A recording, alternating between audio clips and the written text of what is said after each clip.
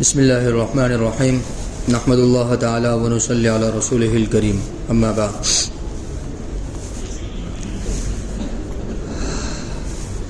سورہ نور کی تفسیر چل رہی تھی، اس میں حضرت عائشہ صدیقہ رضی اللہ تعالی عنہا کا جو واقعہ گزرا تھا، اس کے ضمن میں ایک بات یہ ہے کہ حضرت ابو بکر صدیق رضی اللہ تعالی عنہ کے رشتے میں اور ان کی کفالت میں، ان کی ذمہ داری میں ایک صحابی تھے جن کا نام تھا حضرت مصطح رضی اللہ تعالیٰ۔ وہ غریب صحابی تھے، حضرت ابو بکر صدیق رضی اللہ تعالیٰ نے ان کی کفالت کیا کرتے تھے اور ان پر خرچ کیا کرتے تھے۔ جب حضرت ابو بکر صدیق کو پتہ چلا کہ عائشہ صدیقہ رضی اللہ تعالیٰ عنہا پر تہمت لگانے کے سلسلے میں جو باتیں چل رہی ہے، اس میں یہ بھی کسی نہ کسی درجے میں شریک تھے، حالانکہ سچے پکے صحابی تھے، مسلمان تھے، بھولے بھالے تھے، منافقوں کی باتوں میں، ان کے بہکاوے میں آ کر یہ بھی باتیں ملانے لگے تھے۔ تو حضرت ابو بکر صدیق رضی اللہ تعالیٰ عنہ کو بڑا افسوس ہوا کہ ان پر میں خرچ کرتا ہوں اور انہوں نے میری بیٹی کے معاملے میں ایسا برتاؤ کیا۔ تو حضرت ابو بکر صدیق رضی اللہ عنہ نے قسم کھا لی کہ میں اب اس کے اوپر کبھی خرچ نہیں کروں گا۔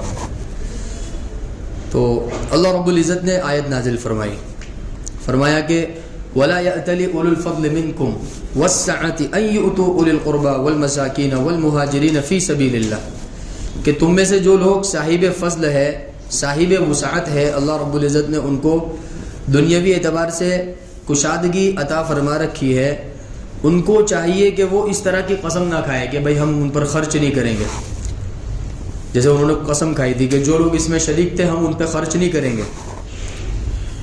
تو اللہ پاک منع فرما رہے کہ اس طرح کی قسم نہ کھائے، بلکہ وہ خرچ کرے قریبی رشتہ داروں پر۔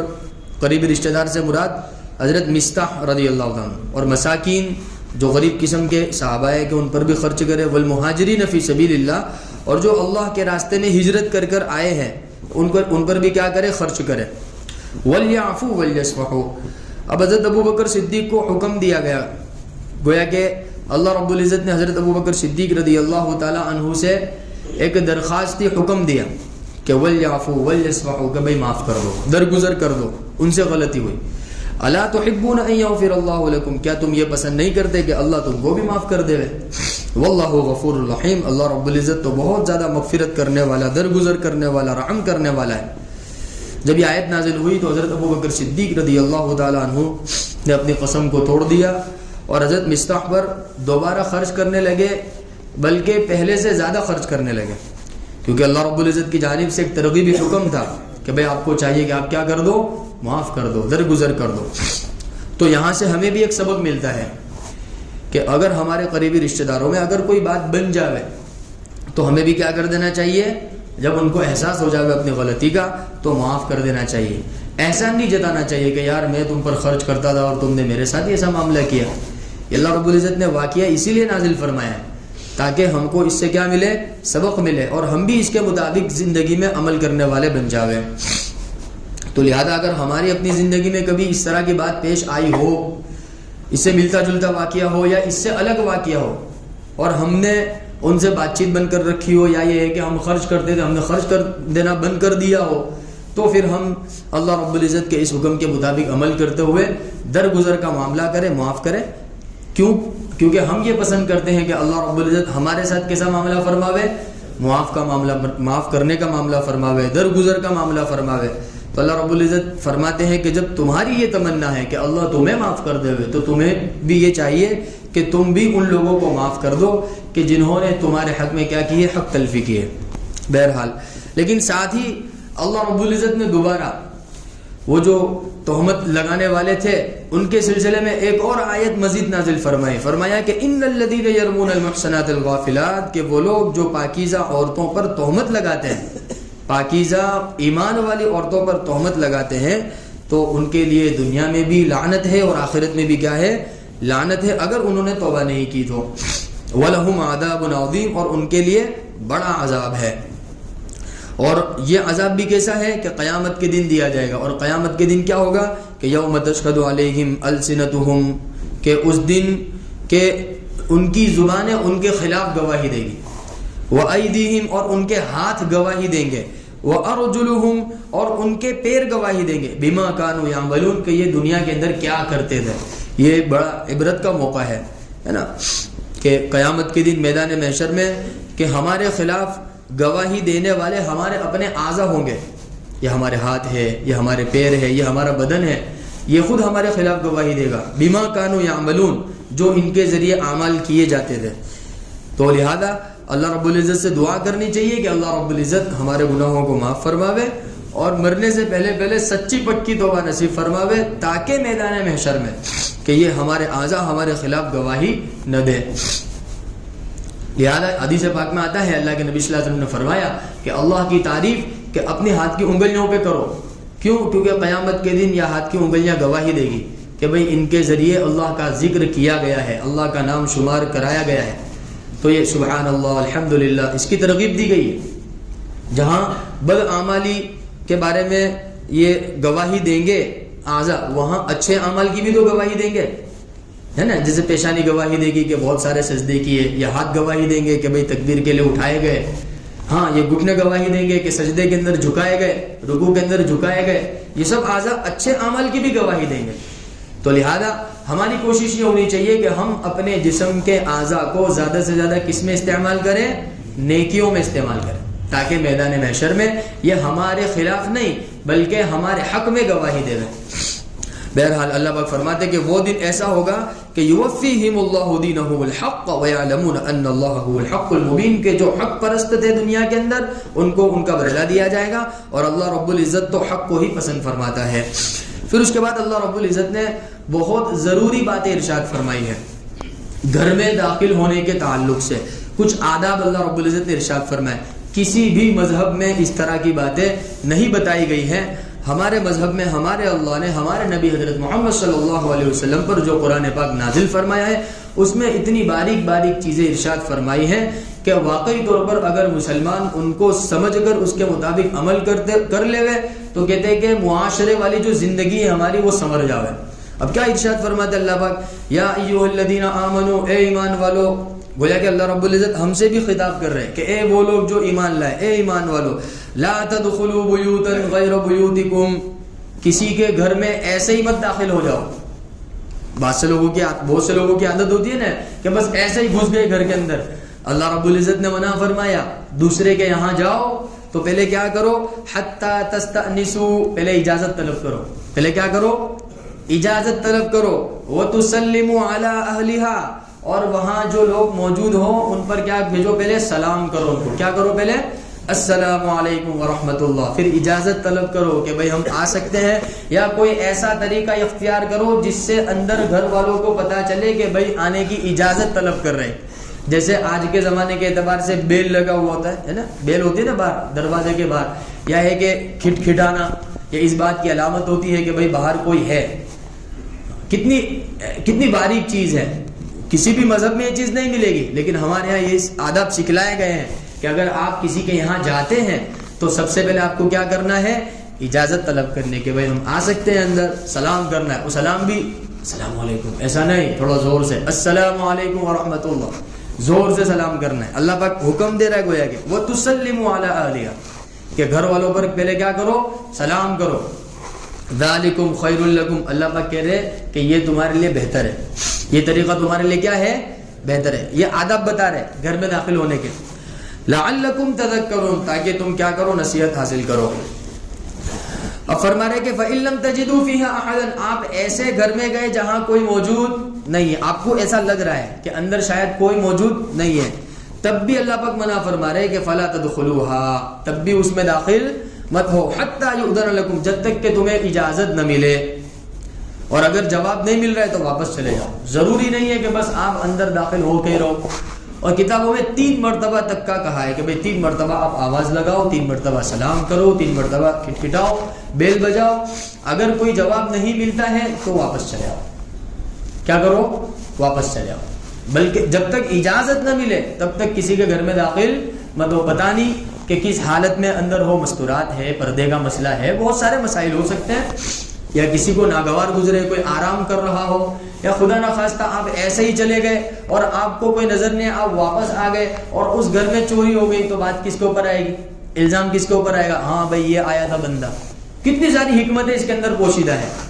اس لیے اس پر عمل کرنا ہے کہ جب بھی کسی کے یہاں جائیں گے پہلے اجازت طلب کریں گے, سلام کریں گے, اگر اجازت مل گئی تو اندر جائیں گے, اور اگر کوئی جواب نہیں مل رہا ہے تو ایسا نہیں کہ ختم بار بار بار بار بار بار کہ اڑوس پڑوس والوں کو بھی تکلیف ہو رہی ہے, اور پھر کیا ہے کہ ہمارا ہاتھ تو ماشاءاللہ کافی بھاری ہوتا ہے گا اور ہمیں غصہ بھی بہت جلدی آ جاتا ہے. 1 مرتبہ 2 مرتبہ 3 مرتبہ جواب نہیں ملتا ہے گا تو بھائی کتنی منہ پڑنے کی, پھر ہم اپنے لہجے میں آ جاتے ہیں. تو اللہ پاک منع فرما رہے کہ ایسا مت کرو, واپس چلے جاؤ. وَإِن قِيلَ لَكُمُ ارْجِعُوا فَارْجِعُوا, اگر تمہیں کوئی جواب نہیں مل رہا ہے واپس لوٹ جاؤ. یا یہ ہے کہ اندر سے جواب آ رہا ہے کہ بھائی ابھی آپ چلے جاؤ, اندر سے کسی نے کہا, کیا کہا, آپ چلے جاؤ, تو اللہ پاک فرماتے ہیں چلے جاؤ, اس میں کھوٹا لگانے والی کوئی بات نہیں ہے. ہاں کہ بھائی میں تو آیا تھا تمہارے یہاں, تم نے کوئی آوکارت نہیں دیا, ایسا بولتے ہیں نا اپنے یہاں, آوکارت تو دے دے تم نے تو آوکارت نہیں دیا, اور اوپر سے تم تو کہنے لگے بھائی واپس چلے جاؤ. بھائی ایرے گرے تھوڑی ہے کہ تم نے بھگا دیا ہمارے کو. اللہ رب العزت فرما رہا ہے بھائی ان کی کوئی مصلحت ہوگی, انہوں نے کہا کہ بھائی ابھی چلے جاؤ, بعد میں ملاقات کر لیں گے. اللہ پاک کہہ رہا ہے وَإِن قِيلَ لَكُمُ ارْجِعُوا, اور اگر تم سے کہا جائے کہ ابھی لوٹ جاؤ, واپس چلے جاؤ, اللہ پاک فرماتے ہیں فَارْجِعُوا, واپس لوٹ جاؤ. هُوَ أَزْكَىٰ لَكُمْ, کہ یہ تمہارے لیے کیا ہے, اچھا ہے. یہ تقوی کی علامت ہے. یہ کس کی علامت ہے؟ تقوی کی علامت ہے. وَاللَّهُ بِمَا تَعْمَلُونَ عَلِيمٌ, جو بھی تم کرتے ہو اللہ رب العزت کیا ہے, جانتا ہے. پھر اللہ رب العزت ایسے گھر کا حکم بیان فرما رہے جس میں کوئی بھی نہیں ہے, یعنی کوئی رہتا ہی نہیں ہے اس گھر میں, اب وہاں آپ کو جانا ہے. تو اللہ پاک فرماتے ہیں لَيْسَ عَلَيْكُمْ جُنَاحٌ أَن تَدْخُلُوا بُيُوتًا غَيْرَ مَسْكُونَةٍ, ایسا مکان جس میں کوئی بھی نہیں رہتا ہے. متاع لکم, وہاں تمہارا سامان پڑا ہوا رہتا ہے, یا تمہارا اسٹور روم ہے, یا کوئی ایسا علاقہ ہے کہ جہاں کسی کے ہونے کا امکان ہی نہیں ہے, تو پھر وہاں آپ ایسا ہی داخل ہو جاؤ. البتہ وہاں پر بھی آداب کے اندر یہ لکھا ہے کہ سلام کر لو. کیا کر لو؟ سلام کر لو. گویا کہ خالی مکان, ایسے ہی ہمارا اپنا مکان بھی, جیسے ہم تالا لگا ہوا ہے, ہم تالا کھول کر اندر جا رہے ہیں, تو اس صورت کے اندر بھی ہم کو کیا کرنا ہے, سلام کرنا ہے. اور اس کے سلام کا طریقہ یہ ہے السلام علینا وعلی عباد اللہ الصالحین. یہ طریقہ ہے. اگر خالی مکان میں ہم جا رہے ہیں یا ایسے مکان میں جا رہے ہیں جہاں سامان رکھا ہوا ہے, کوئی انسان نہیں ہے یا کوئی ہمارا رشتہ دار, کوئی جان پہچان کوئی بھی نہیں ہے وہاں پر, تو وہاں کیا سلام کریں گے, السلام علینا وعلی عباد اللہ الصالحین. یہ سلام کا طریقہ ہے, اس کو سیکھ لیں. اگر کوئی ہے تو پھر السلام علیکم ورحمۃ اللہ, اگر کوئی بھی نہیں ہے تو پھر کیا سلام کریں گے, السلام علینا وعلی عباد اللہ الصالحین. التحیات کے اندر آتا ہے نا یہ, السلام علینا وعلی عباد اللہ الصالحین, یہ طریقہ ہے.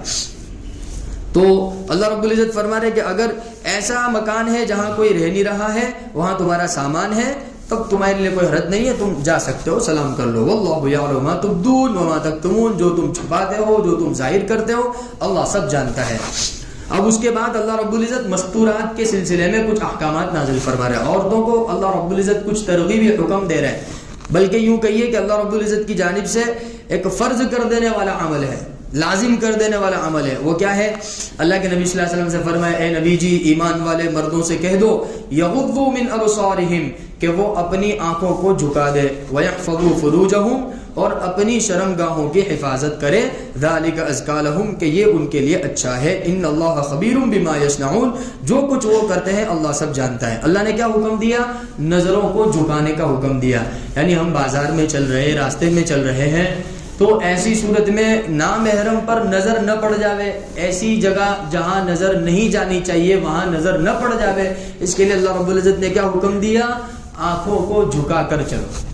یغضوا من ابصارہم ویحفظوا فروجہم, آنکھوں کی حفاظت ہوگی تو شرمگاہ کی حفاظت ہوگی, یہ طے شدہ بات ہے. اگر آنکھوں کی حفاظت نہیں ہوگی تو پھر شرمگاہ بھی کیا ہو جائے گی کہ گناہ کے اندر ملوث ہو جائے گی. اس لیے حکم دیا یغضوا من ابصارہم, آنکھوں کو کیا کر دو؟ جھکا دو. کون سی شریعت میں یہ حکم دیا گیا ہوگا؟ کتنی پاکیزگی والا حکم اللہ رب العزت نے دیا. اے ایمان والو, ان سے اللہ کے نبی سے کہہ رہے, اے نبی حضرت محمد صلی اللہ علیہ وسلم, ایمان والے مردوں سے کہہ دو کہ اپنی آنکھوں کو کیا کر دے, وہ جھکا دے وے. یغضوا من ابصارہم ویحفظوا فروجہم, اور اپنی شرمگاہوں کی کیا کرے؟ حفاظت کرے. یہ مردوں کو حکم تھا. تو مردوں کے سلسلے میں دو باتیں, ایک نگاہوں کو جھکا کے رکھو اور شرمگاہوں کی حفاظت کرو, یعنی غلط جگہ استعمال نہ ہو, نہ نگاہ کا نہ شرمگاہ کا. اب مستورات کو حکم دے رہے وَقُلْ لِلْمُؤْمِنَاتِ اور ایمان والی عورتوں سے کہہ دو یغضضن من ابصارہن کہ عورتیں بھی اپنی نظروں کو کیا کر کے رکھیں جھکا کر کے رکھے. ایک حکم. دوسرا حکم وَيَحْفَظْنَ فُرُوجَهُنَّ کہ وہ بھی اپنی شرمگاہوں کی کیا کرے حفاظت کرے. وَلَا يُبْدِينَ زِينَتَهُنَّ إِلَّا مَا ظَهَرَ مِنْهَا اور زبردستی اپنی زینت کو ظاہر نہ کرے. یہ مستورات کے لیے اپنے گھر کی مستورات کو یہ اللہ رب العزت کا حکم بتلائیں. اللہ نے حکم دیا ہے کہ لا یبدین زینتہن اپنی خوبصورتی کو اور اپنی زیب و زینت کو نامحرم کے سامنے ظاہر نہ کرے. الا ما ظہر منها جسم کے وہ حصے کہ جو ظاہر ہو جاتے جیسے پیر کا حصہ ہے یا ہاتھ کا یہ والا حصہ ہے تو اس کو چھپانے میں پھر بڑی دقت ہوگی گھر کے اندر رہتے ہوئے. ہاں باہر رہتے ہوئے تو کہا گیا کہ احتیاط تو اس میں کہ یہ حصے بھی کیا کر دیے جاوے چھپا دیے جاوے. الا ما ظہر منها یہ تیسرا حکم ہے. پہلا حکم کہ مستورات کو بھی چاہیے وہ اپنی نگاہوں کو جھکا کے رکھے. دوسرا حکم کہ وہ اپنی شرمگاہوں کی حفاظت کرے. تیسرا حکم کہ وہ اپنی زیب و زینت کو دوسروں کے سامنے ظاہر نہ کرے. اب یہاں ہماری مستورات کے اندر بہت زیادہ کوتاہی پائی جاتی ہے. آگے اللہ رب العزت نے حکم دیا ہے کہ بھائی وہ اپنی زیب و زینت کو اپنے شوہر کے سامنے ظاہر کر سکتی ہے کرنی چاہیے. اب ہمارے یہاں معاملہ الٹا ہے. ہمارے یہاں معاملہ کیا ہوتا ہے کہ گھروں کے اندر رہتے ہوئے عام طور پر ہماری مائیں ہماری بہنیں ہماری مستورات ہماری بیویاں کہ بس وہ ایسے ہی نارمل کپڑوں کے اندر اور اس طریقے سے گندی زندی رہتی ہے. لیکن جب کہیں کسی پروگرام میں جانا ہوتا ہے شادی بیاہ میں جانا ہوتا ہے تو وہ خوب بن کر سور کر سج کر نکلتی ہے. اللہ رب العزت کے حکم کے بالکل خلاف بالکل اس کا الٹا کر رہی ہے ہمارے. تو اس کی وجہ سے کیا ہوا کہ آنکھوں کی حفاظت نہیں ہو پائی اور پھر معاملات آگے تک بڑھ گئے اور پھر شرمگاہوں کی بھی حفاظت نہیں ہو پائی. اب جب شرمگاہوں کی اور نگاہوں کی حفاظت نہیں ہوتی ہے نا تو پھر ایمان کی لذت ختم کر دی جاتی ہے. اعمال میں مزہ نہیں آتا ہے. نماز پڑھنے کا جی نہیں چاہتا ہے. کیوں؟ کیونکہ جن چیزوں کا اللہ نے حکم دیا وہ حکم پر عمل نہیں ہوا تو جس کی وجہ سے دیگر اعمال کے اندر بھی کیا پیدا ہو گئی کمزوری پیدا ہو گئی. تو یہ مستورات کو حکم دیا کہ وہ اپنی زیب و زینت کو ظاہر نہ کرے. چوتھا حکم کیا دیا وَلْيَضْرِبْنَ بِخُمُرِهِنَّ عَلَى جُيُوبِهِنَّ کہ وہ دوپٹہ ڈال کر رکھے. دیکھو دوپٹے کا کس نے حکم دیا اللہ نے حکم دیا. یہ قرآن پاک میں یہ سورہ نور کی آیت ہے. اللہ پاک کہہ رہا وَلْيَضْرِبْنَ بِخُمُرِهِنَّ عَلَى جُيُوبِهِنَّ کہ مستورات کو چاہیے کہ وہ اپنے سروں پر اور اپنے گریبان یہ والے حصے میں کیا رکھیں کہ دوپٹہ ڈال کے رکھیں. یہ چوتھا حکم ہے اللہ رب العزت کا. پانچواں حکم اللہ رب العزت نے کیا دیا وَلَا يُبْدِينَ زِينَتَهُنَّ إِلَّا لِبُعُولَتِهِنَّ چونکہ اوپر زینت ظاہر کرنے کا منع کیا تھا لیکن اللہ رب العزت نے رخصت دی کن کے سلسلے میں کہ وہ اپنی زیب و زینت کو ظاہر کر سکتی ہے اپنے شوہر کے سامنے. إِلَّا لِبُعُولَتِهِنَّ أَوْ آبَائِهِنَّ والد کے سامنے کیونکہ والد کیا ہے محرم ہے. ایسے ہی محرم کے اندر کون ہے أَوْ آبَاءِ بُعُولَتِهِنَّ خسر ہے. کون اپنے سسر کہتے ہیں نا خسر صاحب ان کے سامنے کیا کر سکتی ہے وہ یعنی اپنا چہرے والا حصہ یا یہ بازو والا حصہ یہ ہاتھ والا حصہ یہ اتنا کھول سکتی ہے وہ زینت وہ ادھر ظاہر کر سکتی ہے. او ابنائہن اپنے بیٹوں کے سامنے او ابناء بعولتہن یا اپنے شوہر کے بیٹوں کے سامنے. مان لو دوسرا نکاح ہوا ہے اور شوہر کی پہلے سے اولاد موجود ہے تو اب چونکہ اس کے ساتھ بھی وہ ہمیشہ نکاح اس کا کیا ہو جائے گا حرام ہو جائے گا تو اب اپنے شوہر کے بیٹوں کے سامنے بھی وہ اپنے زیب و زینت ظاہر کر سکتی ہے. او اخوانہن اپنے بھائیوں کے سامنے حقیقی بھائی منہ بولے بھائی نہیں. آج کل کے ہمارے جو بھائی ہوتے ہیں نا زبردستی کے بھائی اور زبردستی کی جو بہنیں بن جاتی ہے نا یہ بہت خطرے کی چیز ہوتی ہے. یہ تو اپنا بھائی ہے یہ تو اپنی بہن ہے ہم نے اس کو بہن بنایا ہے. بعض لوگ کہتے ہیں ہماری بہن ہے بعض لوگ کہتے ہیں ہمارا بھائی ہے. یہ کوئی نہیں ہوتا ہے. یہ حقیقی بھائی. کون سا بھائی حقیقی بھائی. او الا لبعولتهن او ابناء بعولتهن او اخوانهن حقیقی بھائی او بنی اخوانهن یا حقیقی بھتیجا حقیقی بھائی کا بیٹا حقیقی بھتیجا. او بنی اخواتہن یا حقیقی بھانجا. یہ اللہ رب العزت کن کا تذکرہ فرما رہا ہے جو محرم ہے ان کا تذکرہ فرما رہا ہے. او نسائہن یا اپنے گھر کی مستورات جو ہے یعنی ایمان والی مستورات. او ما ملکت ایمانہن یا پہلے زمانے میں جس طرح باندیوں کا سلسلہ چلتا تھا. او التابعین غیر اولی الاربۃ من الرجال او الطفل الذین یا ایسے بچے کہ جو ابھی بالغ نہیں ہوئے چھوٹے بچے ہیں جن میں اتنی سمجھ بوجھ نہیں ہے تو وہاں پر بھی پردے کا مسئلہ نہیں ہے کہنے کا مطلب ان لوگوں کے سامنے پردہ نہیں ہے، اس کے علاوہ جتنے بھی لوگ ہیں سب کے سامنے کیا ہے؟ پردہ ہے. البتہ حقیقی ماموں کے سامنے پردہ نہیں ہے، حقیقی چاچا کے ساتھ پردہ نہیں ہے، حقیقی دادا کے ساتھ پردہ نہیں ہے، حقیقی نانا کے ساتھ پردہ نہیں ہے. یہ وہ رشتے ہیں جن کو اللہ رب العزت نے یہاں ذکر فرمایا. اور چھٹا حکم اللہ نے کیا دیا؟ وَلَا يَضْرِبْنَ بِأَرْجُلِهِنَّ، کہ اپنے پیروں کو زمین پر زور سے نہ مارے. لِيُعْلَمَ مَا يُخْفِينَ مِنْ زِينَتِهِنَّ، تاکہ وہ پازیب پہنتے ہیں نا اس کی آواز ہوتی ہے چھن چھن چھن. منع کیا گیا ہے، مستورات کو منع کیا گیا ہے کہ بھائی اپنے گھر کی مستورات کو یہ بتائے اللہ کا حکم کہ پیروں کے اندر اگر ایسے گھنگری والی ٹائپ جو پازیب آتے ہیں جس میں چھن چھن کی آواز آتی ہے، اللہ پاک منع کر رہے کہ تم اس کو پہن کر اس طرح مت چلو کہ جس سے آواز ظاہر ہو اور تمہاری زینت ظاہر ہونے لگے. وَتُوبُوا إِلَى اللَّهِ جَمِيعًا أَيُّهَا الْمُؤْمِنُونَ لَعَلَّكُمْ تُفْلِحُونَ، اے ایمان والو تم سب مل کر اللہ رب العزت کے سامنے توبہ کرو تاکہ تم کیا ہو جاؤ؟ کامیاب ہو جاؤ. اب چونکہ یہ وہ احکامات ہیں جن میں عام طور پر سب سے کوتاہی ہوتی ہے، یہ بہت باریک باریک چیزیں ہیں نا یہ، تو یہ اس کی ایک عملی مشق ہے، اس کی ایک پریکٹس ہے. یہ ہماری مائیں ہماری بہنیں ان کو بہت زیادہ ترغیب دی جاوے، سمجھایا جاوے، بجھایا جاوے، تب جا کے یہ چیز عمل میں آئے گی. ایسے ہی ایک دن سے عمل میں نہیں آ جائے گی کہ آپ نے آج جا کے بول دیا تو وہ آئندہ کل سے عمل شروع ہو گیا، کہ نہیں، وہ آہستہ آہستہ عمل میں یہ چیز آئے گی. تو اب جب تک کوتاہی ہوئی تب تک کیا کرنا ہے؟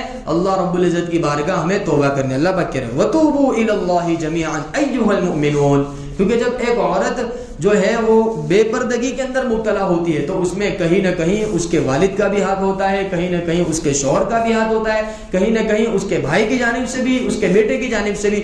یہ چار ذمہ دار ہے عورت کے، اس کا باپ، اس کا شوہر، اس کا بھائی اور اس کا بیٹا. یہ چار ذمہ دار ہے عورت کے.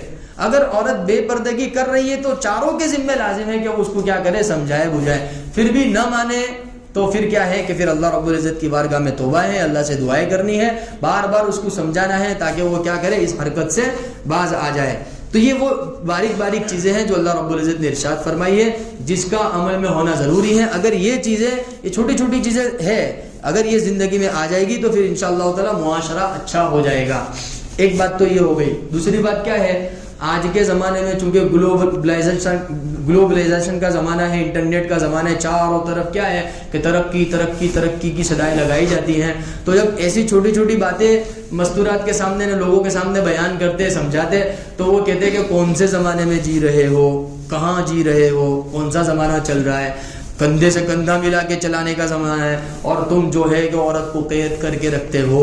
یہ سب باتیں آتی ہیں نا سامنے، اور زیادہ تر اس میں ہمارا وہ طبقہ ملوث ہوتا ہے کہ جن کو اللہ رب العزت نے دنیاوی علوم عطا فرمائے، ان کی اپنی کوئی صلاحیت نہیں تھی. اللہ نے چاہا تو وہ ڈاکٹر بنے، اللہ نے چاہا تو وہ انجینئر بنے، اللہ نے چاہا تو وہ ایجوکیٹڈ بنے، اللہ نے چاہا تو ان کو تعلیم ملی. اب وہ کیا ہے کہ اپنے تعلیم کے گھمنڈ میں آ کر، اپنے تعلیم کے زور میں آ کر کے کیا ہے کہ یہ قرآن پاک کی بہت ساری چیزوں کو اساطیر الاولین کہ پرانی چیزیں تصور کرتے ہیں کہ یہ سب چیزیں کوئی ضروری نہیں ہے. تو لہذا اب کیا ہوتا ہے کہ وہ ان کی مستورات بس ایسے ہی کپڑے پہنتی ہیں اور ایسے ہی بغیر پردے کے گاڑیاں چلانا، بازاروں میں جانا اور اڑوس پڑوس میں کسی سے بھی گفتگو کر لینا، بات چیت کر لینا، یہ ان کا اپنا ایک خیالی پلاؤ ہے جو پکا رہے. وہ خدا کی قسم میدان محشر میں اللہ کے یہاں کیا کرنا پڑے گا؟ جواب دینا پڑے گا. آج تو ہم لوگوں کو خاموش کر دیں گے، یا کوئی اچھی بات بتا رہا ہے تو ہم اس کو ٹوک دیں گے، منع کر دیں گے، لیکن میدان محشر میں کون جواب دے گا؟ اللہ رب العزت کے یہاں کسی کی طاقت ہے کہ اللہ رب العزت کے سامنے سب اس طرح کی باتیں بیان کر دے؟ لہذا یہ سمجھنا بہت ضروری ہے. اللہ نے جو حکم بیان کر دیا وہ فائنل ہے. اب اس میں یہ نہیں دیکھا جائے گا کہ حضرت کون سا زمانہ چل، کوئی بھی زمانہ چل رہا ہو، چاہے دجال کیوں نہ نکل کے آ گیا ہو، چاہے شیطان چاروں طرف پھر ہی کیوں نہ رہے ہو، چاہے شیطان کا حملہ ہی کیوں نہ ہو چکا ہو، اللہ رب العزت کا حکم کیا ہے؟ مقدم ہے. اللہ نے کہا ہے عورت کو پردہ کرنا ہے تو کرنا ہے. اب چاہے سمجھ میں آوے کہ نہ آوے، اللہ رب العزت نے دیا ہے حکم کہ زیب و زینت کو نامحرموں کے سامنے ظاہر نہیں کرنا ہے، اتنے نہیں کرنا ہے. ہاں البتہ یہ چیز زندگی میں لاتے لاتے کیا لگے گا؟ ٹائم لگے گا. ایک دم سے یہ چیز زندگی میں نہیں آ جائے گی. تو لہٰذا یہاں موجود حضرات سب نیت کریں، سب ارادہ کریں کہ انشاءاللہ تعالی ہم اپنے گھر کی مستورات کو اس آیت کریمہ کی تعلیم دیں گے، اور اس آیت کریمہ میں اللہ نے جو احکامات نازل فرمائے ہیں مردوں کے تعلق سے، مستورات کے تعلق سے، انشاءاللہ تعالی اس کو ہم اپنی زندگی میں بھی لائیں گے اور اپنے گھر کی مستورات کی زندگی میں بھی لانے کی کوشش کریں گے۔ اللہ تعالیٰ صحیح سمجھ عطا فرما، عمل کی توفیق عطا فرما۔ سبحان اللہ۔